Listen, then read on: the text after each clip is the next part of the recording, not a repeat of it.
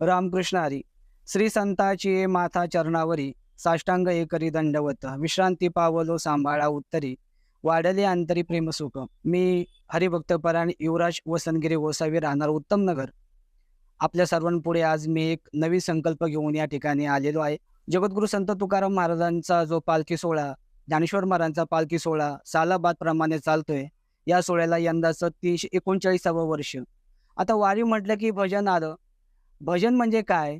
तर भजन म्हणजे एक आत्मानंद. भजन म्हणजे काय? जीवाला समाधान मिळवण्याचं माध्यम. आणि भजन म्हणजे काय? संसाराकडून परमार्थाकडे जाण्याचा मार्ग म्हणजे भजन. मग हे भजन कसं करावं? काय करावं? हा प्रामुख्याने सर्वात आधी हा विचार आपल्याला करायचा आहे. जगद्गुरु संत तुकाराम महाराजांचा पालखी सोहळा, ज्ञानेश्वर महाराजांचा पालखी सोहळा आज जातो. या पालखी सोहळ्यामध्ये सर्वात महत्त्वाचं जे पहिलं काम जे केलं जातं, अध्यात्म म्हणजे भजन. हे भजन कसं म्हटलं जातं? बऱ्याच लोकांच्या मनामध्ये प्रश्न असतो, की वारीमध्ये जे लोकं चालतात, उदाहरण ज्ञानेश्वर महाराजांचं भजन म्हटलं जातं, विठोबा रखुमाई भजन म्हटलं जातं. हे कधी घेतलं जातं? कसं घेतलं जातं? हा प्रामुख्याने सर्वांच्या मनामध्ये विचार असतो. मी गेली 1999 पासून श्री क्षेत्र देवते, श्री क्षेत्र पंढरपूर ही पायी वारी करत आलेलो आहे. गेली 24 वर्ष झालं मी देव ते पंढरपूर पायी वारी करत आहे. कोरोनाच्या काळामध्ये सुद्धा मी देहूपासून पंढरपुरापर्यंत 8 दिवसामध्ये वारी पूर्ण केली. कारण की तुकाराम महाराजच म्हणतात, "पंढरीची वारी आहे माझे घरी, अनिक न करी तीर्थर्वत." याचा अर्थ असा, जगामध्ये सगळ्यात श्रेष्ठ जर तीर्थ जे आहे ते म्हणजे पंढरपूर. आणि या पंढरपूरची वारीची जी ताकद आहे, महाराज म्हणतात, "नाम घेता वाटे चाली, यज्ञ पाऊला पाऊली." म्हणजे फक्त ज्ञानोबा तुकाराम म्हणायचं, विठोबा रखुमाई म्हणायचं आणि पायी-पायी जायचं, तर एका-एका यज्ञाचं पुण्य मिळतं. एवढी या पंढरपूरच्या वारीची ताकद आहे. ही वारकरी संतांनी सांगून ठेवलेली आहेत. आणि हे सांगत असताना वारकरी संतांनीचे जे अभंग आहे, हे अभंग जे आहे प्रामुख्याने वारकरी परंपरेमध्ये म्हटले जातात. अभंग म्हणजे काय? तर संतांना आलेला अनुभव, देवाचं केलेलं वर्णन, संसार करून परमार्थ कसा करावा, हे संतांनी आपल्या अभंगामध्ये सांगितलेलं आहे. तुकाराम महाराज एका अभंगामध्ये म्हणतात, "अनुभव आले अंगात या जगात येत असे." याचा अर्थ असा, की आम्ही जे अनुभवलं, जे आम्ही पाहिलं, ते अभंगामध्ये आम्ही मांडलं. आणि अभंग प्रत्येकाने म्हटल्यानंतर प्रत्येकाला तो अनुभव मिळेल आणि जीवन जगण्यासाठी एक मार्ग मिळेल. या अनुषंगाने लहानपणापासूनच पंढरपूरच्या वारीविषयी मला एक आत्मीयता होती. वयाच्या 10व्या वर्षापासून मी पंढरपूरची वारी चालू केली. आणि वारी चालू करत असताना अनेक प्रामुख्याने फडकरी दिंड्या पाहिल्या, अनेक दिंड्या पाहिल्या. या दिंड्यामध्ये भजन म्हटलं जातं, पण हे भजन कोणतं म्हटलं जातं, कोणत्या मालिकेप्रमाणे म्हटलं जातं, याचाही मी विचार केला. आणि हा विचार करत असताना अनेक भजनी मालिका मी पाहिल्या. आणि पाहत असताना मी पाहिलं, की वारकऱ्यांना पाऊस आला, की जे एखादा नवीन वारकरी असतो, मोठी भजनी मालिका त्याला काढता येत नाही. भजन चालू असतं. जे निष्ठावंत वारकरी आहेत, त्यांचे अनेक अभंग पाठ असतात. आणि पाठ असल्यानंतर एखादा नवीन साधक जो असतो, त्याच्या लक्षात येत नाही, की समोरचे शब्द काय आहे. कारण की महाराज म्हणतात, की अभंग म्हणत असताना अभंगातला एक काना, उकार, वेलांटी, मात्रा ही कधीच चुकता कामा नये. कारण की ते देवाचं वर्णन संतांनी त्या भूमिकेमध्ये केलेलं आहे. त्याच पद्धतीने आपल्याला त्याचं वर्णन करायचं आहे.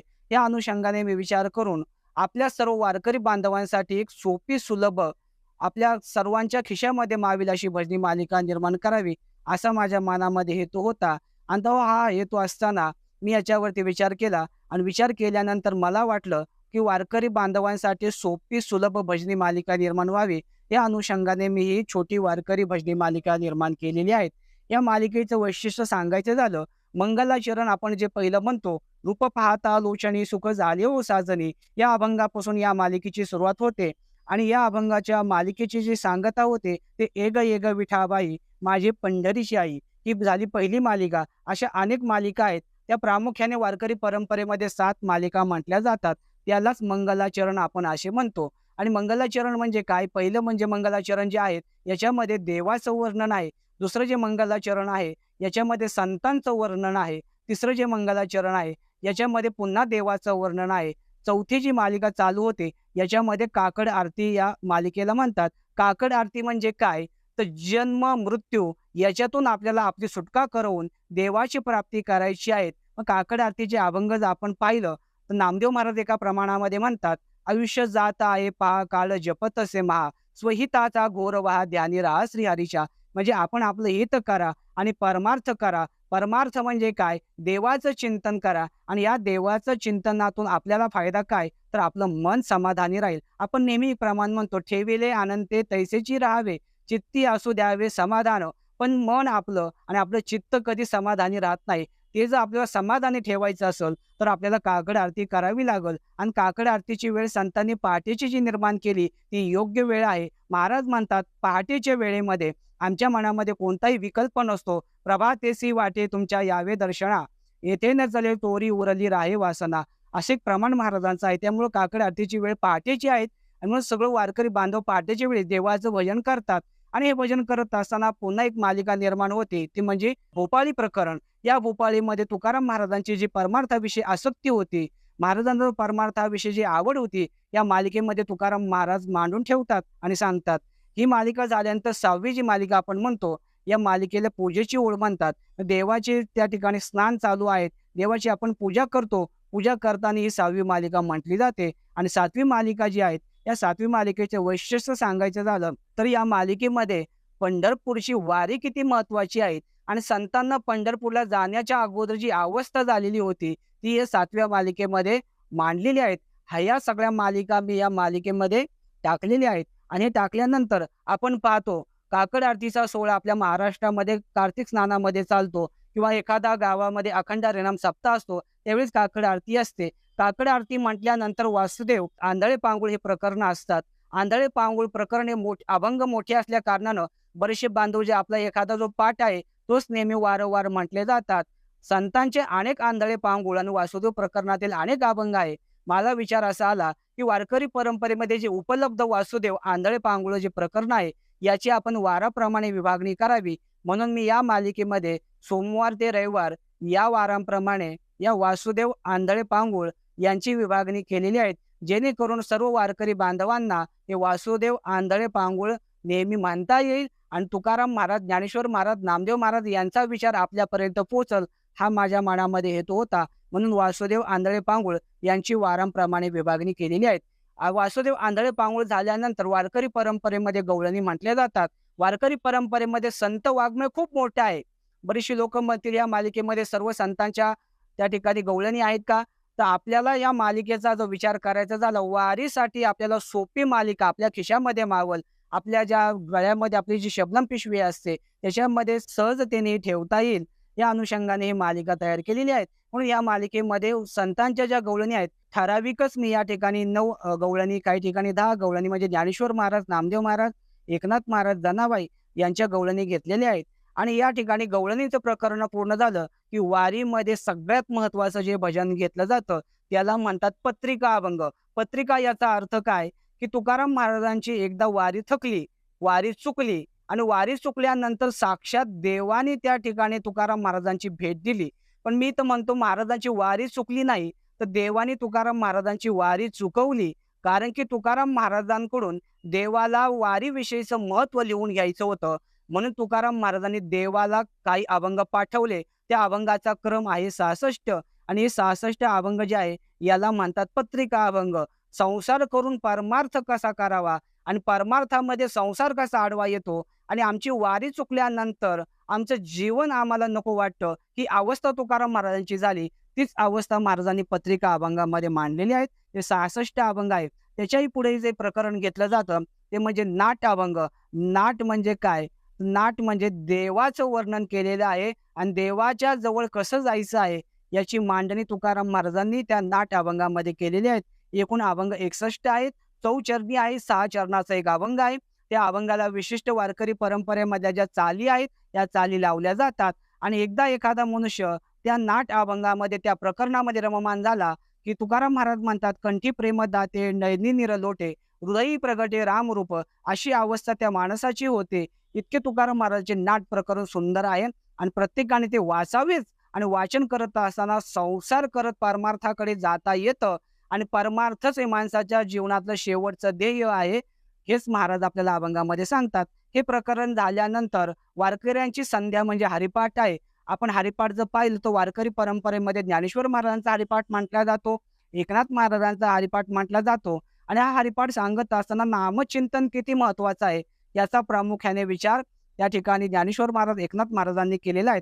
उदाहरण सांगायचं झालं, आपण म्हणतो देवाची द्वारी उभा क्षणभरी, तेने मुक्ती चारी साधिल्या, हरिमुखे म्हणा पुण्याची गणना कोण करी. याचा अर्थ काय? देवाचं चिंतन करा आणि देवाच्या चिंतनाची ताकद म्हणजे तुमच्या पदरामध्ये पुण्याचा संचय होईल, एवढी नामचिंतनाची ताकद आहे. असाच ज्ञानेश्वर महाराजांचा हरिपाठ झाल्यानंतर वारकरी परंपरेमध्ये एकनाथ महाराजांचा हरिपाठ म्हटला जातो आणि एकनाथ महाराजांच्या हरिपाठामध्ये एक प्रमाण आहे, आवडीने भावे हरिनाम घेसी, तुझी चिंता त्याशी सर्व आहे. देवाला आपली चिंता आहे, पण देवाचं आपल्याला चिंतन करायचं आहे. पण चिंतन कसं करावं तर अट सांगितलेले आवडीने भावे, म्हणजे आवडीने देवाला आपल्याला आळवायचं आहे आणि आळवल्यानंतर एकनाथ महाराज म्हणतात, हरिमुखी गाता हरपली चिंता, त्यांनाही मागुता जन्म घेणे. जी चिंता सतत आपल्या रात्रंदिवस आपल्या अवतीभोवती फिरते, ही चिंता घालवायची असेल तर हरिपाठ मानावाच लागल. म्हणून या ठिकाणी या मालिकेमध्ये एकनाथ महाराजांचा हरिपाठ घेतलेला आहे. एकनाथ महाराजांचा हरिपाठ झाल्यानंतर या मालिकेमध्ये वारांचे अभंग टाकलेले आहेत. वारांचे अभंग म्हणजे काय? आपला जो उपक्रम आहे सोमवार, मंगळवार, बुधवार, गुरुवार, शुक्रवार, शनिवार, रविवार असे संतांचे काही अभंग आहेत. त्या क्रमानुसार त्या देवाला अळवलेले आहेत. उदाहरण सांगायचं झालं, शनिवारचा आपण अभंग पाहिला तर तुकाराम महाराज एका अभंगामध्ये म्हणतात, शरण शरण हनुमंता तुझं आलो रामदूता. देवा हनुमंता आम्ही तुम्हाला शरण आलेलो आहे. असा वारांचा क्रम आहे. म्हणून वारकरी परंपरेमध्ये वारांचे अभंग म्हटले जातात. आणि हे वारांचे अभंग झाल्यानंतर विनवणीची मालिका आहे. म्हणजे दिवसभराचं जे आम्ही भजन केलेलं आहे, देवा हे आम्ही तुम्हाला समर्पित करतो आणि समर्पित करत असताना मी कोण अधिकारी नाही, मी एक सामान्य आहे. तुकाराम महाराज म्हणतात, बोलिलेले कुरे वेडे वाकुडे उत्तरे, करा क्षमा अपराध महाराज तुम्ही सिद्ध. आम्ही जी वचन संतांची गायलेली आहेत ही आम्ही तुम्हाला समर्पित करतो आणि ही समर्पित करण्याची मालिका म्हणजे विनवणीची मालिका. यातून देवाला आळवायचं आणि देवाला सांगायचं, देवा आजची दिवसभराची सेवा जी आहे ती तुम्हाला समर्पित करतो. या समर्पित सेवेला विनवणीची मालिका म्हणतात. आणि ही मालिका झाल्यानंतर उपसंहार म्हणजे देवाला त्या ठिकाणी पुन्हा आळवायचं आणि आळवल्यानंतर देवा आता आम्ही तुझी आरती करतो. म्हणून या मालिकेमध्ये भगवान पांडुरंग परमात्म्याची आरती वारकरी संत जे आहेत ज्या संतांची आरती उपलब्ध आहे त्या सर्व संतांची आरती या मालिकेमध्ये टाकलेली आहेत. आणि त्या मालिकेनंतर उपसंहार म्हणजे पुन्हा मागणी देवाकडे केलेली आहे आणि ही मागणी केल्यानंतर या मालिकेचा समारोप पसायदानाने होतो. अशी ही मालिका आहे.